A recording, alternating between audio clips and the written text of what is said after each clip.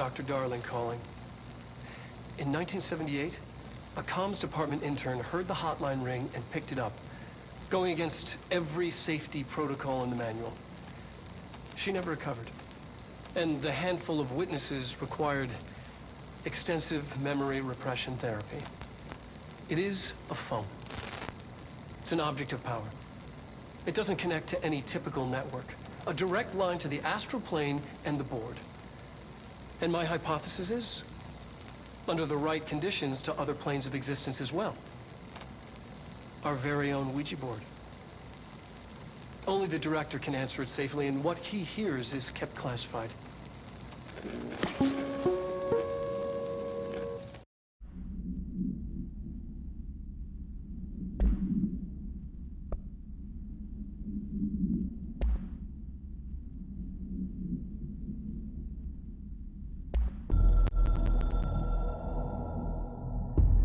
It took us a long time to learn how to stabilize the control points, the ley lines, the meridians of the oldest house. Darling found a way to soothe this beast. We discovered we must cleanse control points of all interference. It's my duty as the director, like Northmore before me. I couldn't manage it in my own house, at my home. I'll damn well do it here. Without the control points, the oldest house would swallow us alive. We'd be sealed inside an endless labyrinth. No one would hear our screams. If an enemy ever managed to corrupt the control points, it'd be over fast, spreading like a cancer, leaping over the fire breaks like a crown fire. They are the weak point. Darling's right about that. He's wrong about everything else. Dangerously wrong. Suspiciously wrong. Has he been compromised?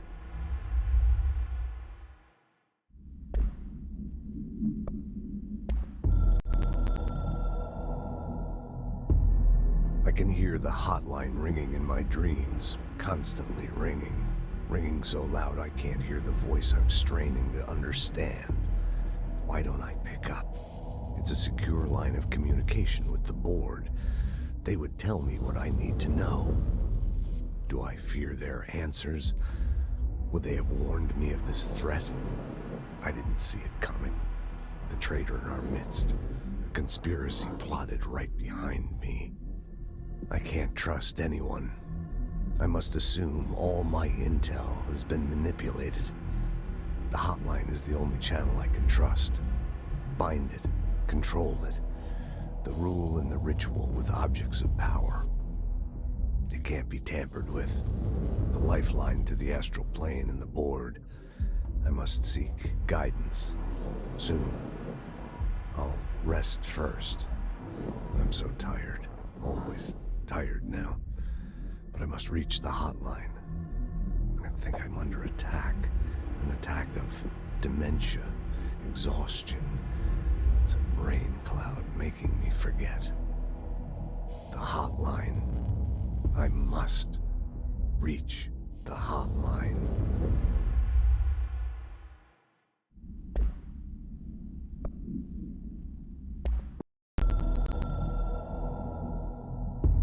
A director needs a team. My management team. These people know the secrets of the Bureau as well as I do. Some even better. They have proven themselves. Darling, Tomasi, Salvador, Marshall. Marshall especially, my head of operations. She sees right through me. She knows I don't like relying on people. The only person you should fail is yourself. So I followed my own orders. Northmore hated my guts for that. But things change when you become director. You suddenly see this dark void for the horror show it truly is, filled with screaming fear we pretend to control. Sand leaks through my fingers. The roses I pruned in the garden back when I still had a family, all dead. Heat escapes my body. My thoughts are scattered. The universe keeps expanding. I can't keep up with it alone. When I forget that, things go wrong. And my team has to pick up the pieces. Damage control. To help me get out of my mess.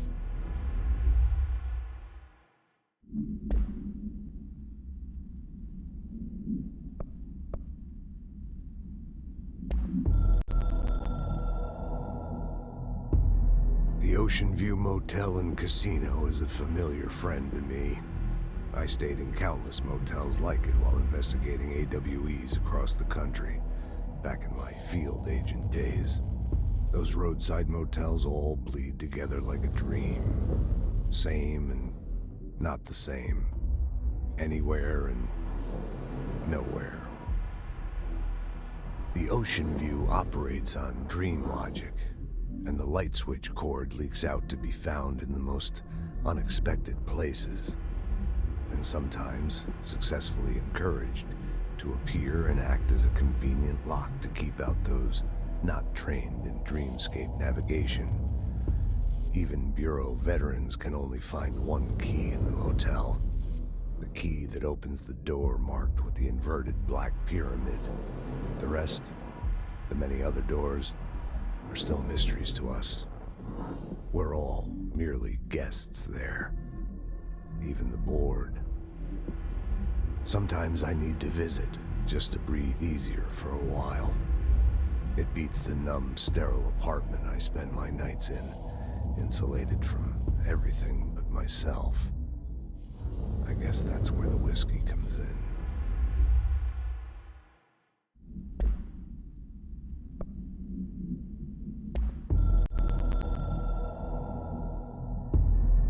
Something's coming. The whispers growing louder. The worst winter storm in Bureau history. A retribution for my sins. Our sins. This threat could destroy the Bureau, everything I've built. Destroy me. A web spun, turning this place against me. I catch glimpses of it in the corner of my eye. It's just out of reach. Elusive. It's clever. A perverse game of hide and seek. Is this part of an attack? Obfuscating the facts. Dimming my eyes. It's hard to tell. I need answers. I haven't heard back from Darling. I fear for my friend, my closest ally. I think we made a terrible mistake all those years ago. That thing he studies is putting us all in danger. It's my duty as director to keep the Bureau safe. It'll be difficult. What's done can't be undone. There's no easy fix. Magical thinking is a requirement for survival. Pain and suffering are mandatory. To change things, you have to break yourself. I don't know if I have the strength. I'm old and weak. I'm afraid. I can see my hands trembling. I'm losing control.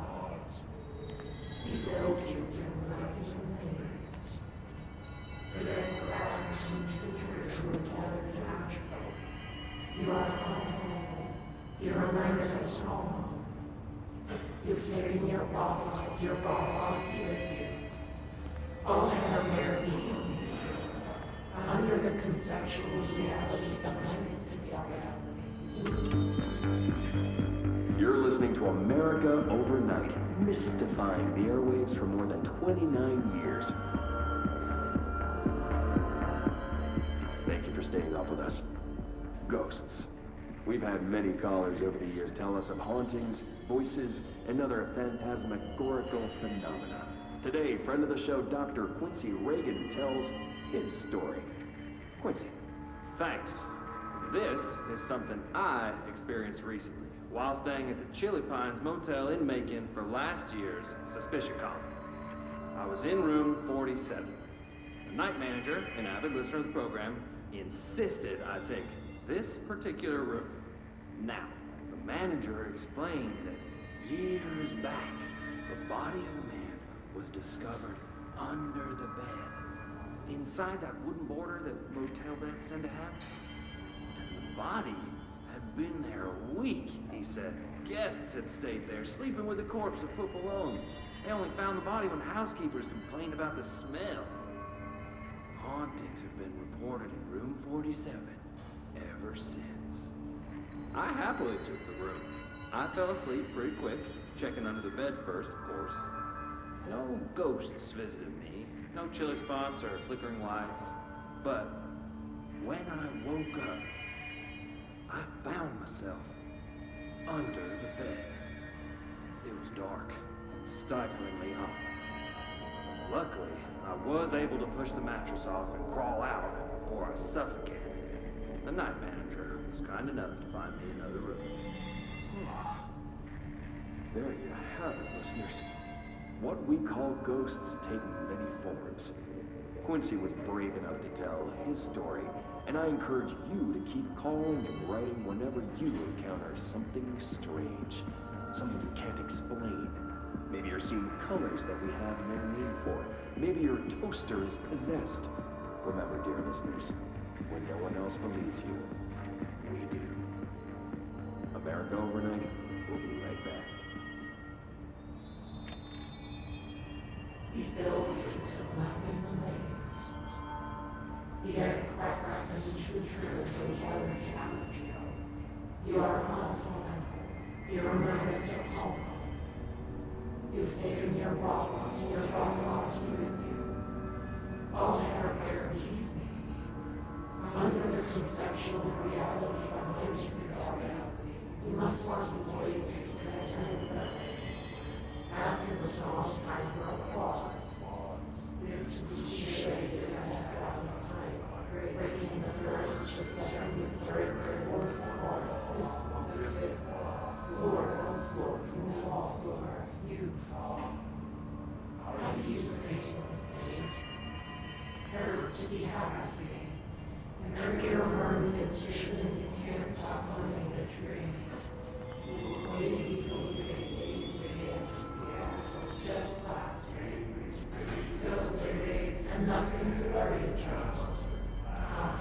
So the last night breaks now. The hole in your room is the hole in you. You became a real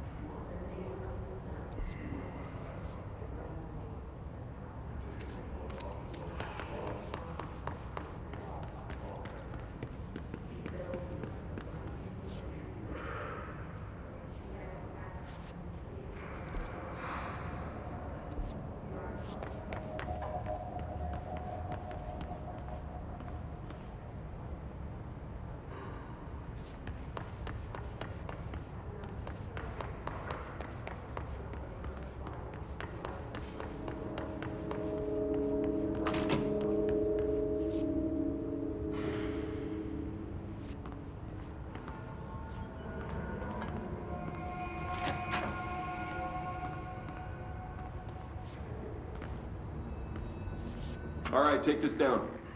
The situation in Cuba has been evaluated by the relevant authorities. The mysterious illness affecting the staff at the U.S. Embassy in Havana was caused by sonic weaponry in the hands of a foreign power. Numerous personnel have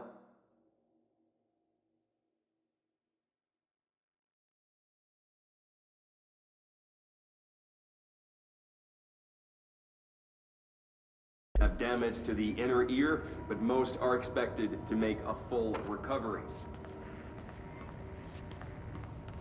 Of course, the event also damaged their cellular walls, but we can't blame that on some stupid noise gun. Thank God no local shot. Honestly, what are the odds of all of that to show up inside the U.S. Embassy? Talk about good luck, huh? So much easier to... Hey, are you still recording this?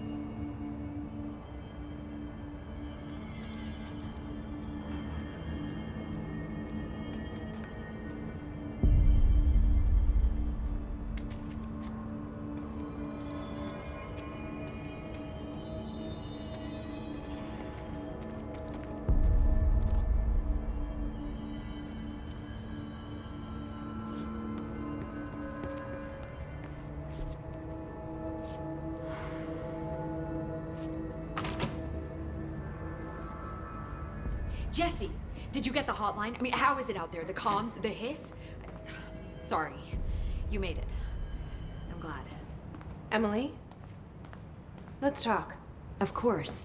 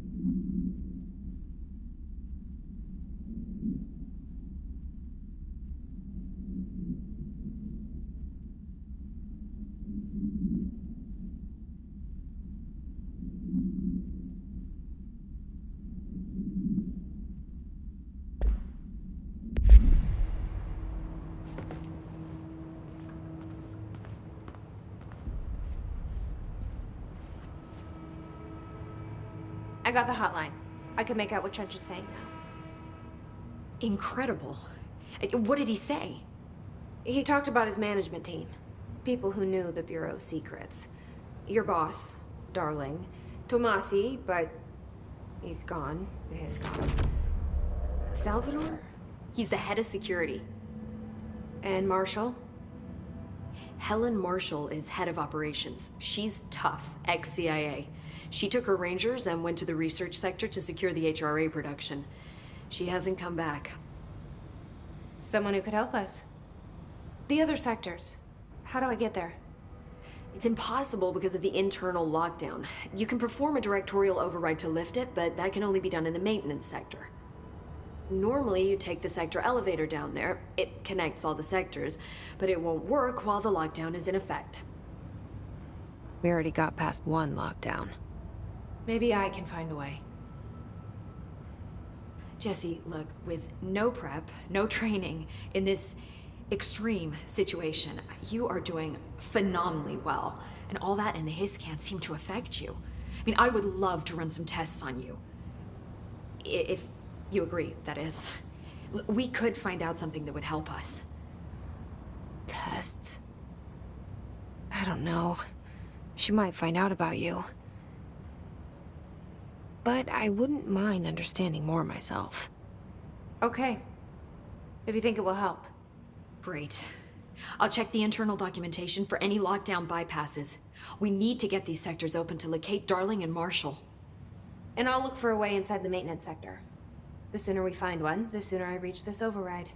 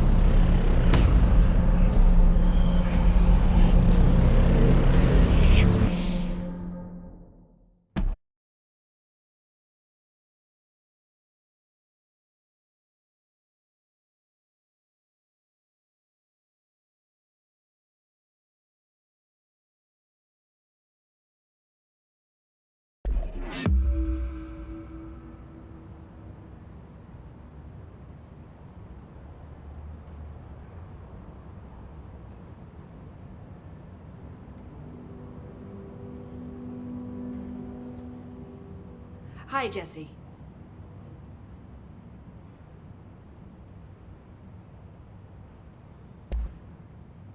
Where did the hiss come from? I'm not sure. You said the hiss was here when you entered. Did you see anything like that outside before you came in? No. No, just inside. The source is internal, then. See, the oldest house is a sprawling complex with openings to other places as well. I don't even know where to start looking. But in the context, it's good news. The lockdown holds. The hiss escaping the building would be the end. Pretty shitty world out there if you ask me, but I wouldn't want the hiss to destroy it. With you on that, Emily. You mentioned the oldest house. What is it? This building, the Bureau headquarters, the oldest house, is a shifting place. You've seen it. It transcends its physical limits. I've been to New York a few times. How didn't I notice this place? It's an attribute of the building. This is a place of power. The oldest house doesn't like attention, so unless you're purposely trying to find it, you don't, which is perfect for us. The work we do here is essential, but unstable. The Bureau prefers not to be noticed. And we need strong walls to make sure nothing gets out. So without you, I never would have found the front door. Okay.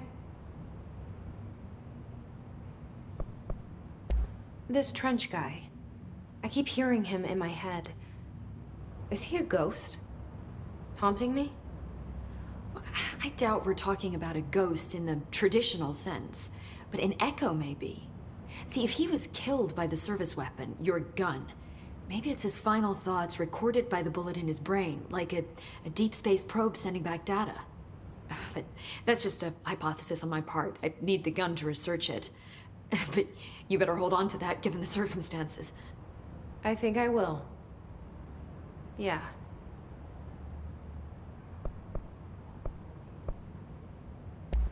So HRA stop you from becoming his?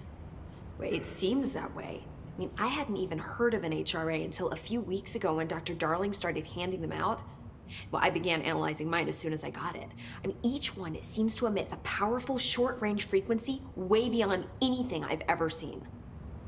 Doesn't the timing seem suspicious? I thought that too. Dr. Darling usually likes to unveil his latest breakthrough in big presentations. With these, he just passed them out. Yeah, his behavior makes me wonder what exactly he knew.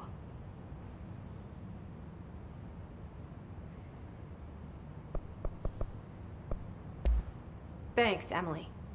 I'm sure I'll have more questions soon. Just let me know.